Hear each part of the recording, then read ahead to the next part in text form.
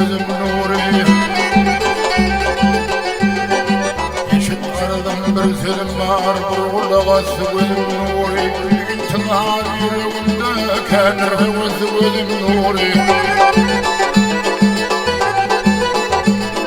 nemi bittim yıkanır elbisenden gözüm nuri kabul koysan özüm yedin senin doymaz gözüm nuri senin doymaz gözüm nuri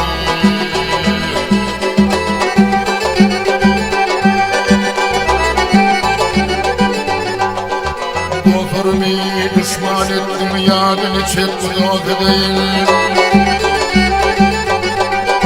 Oturumu düşman ettim yadını çekti o değil Yadı benim geçen sürür nenem o kastı değil Bu duman yerde düşen başım bir deste değil Aşkım bir yamin bir kayıp kanı bu az ölüm nuri ölüm nuri hayır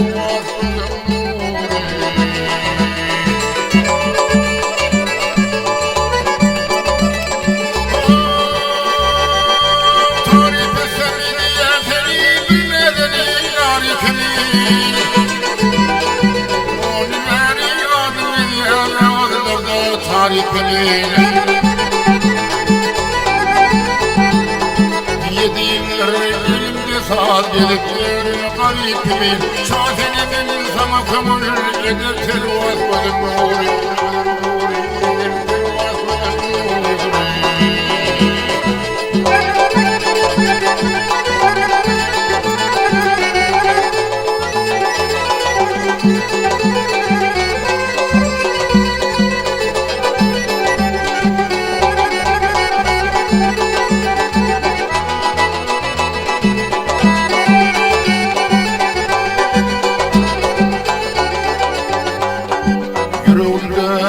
dert olsa bircikte pişman etlerin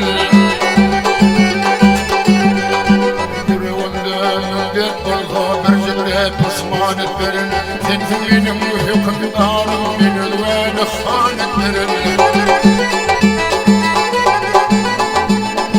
Sayısı var gelse ölüm asıl hafıvan etlerin Ömrümü sen ağlasan derdim anmaz gözüm nuri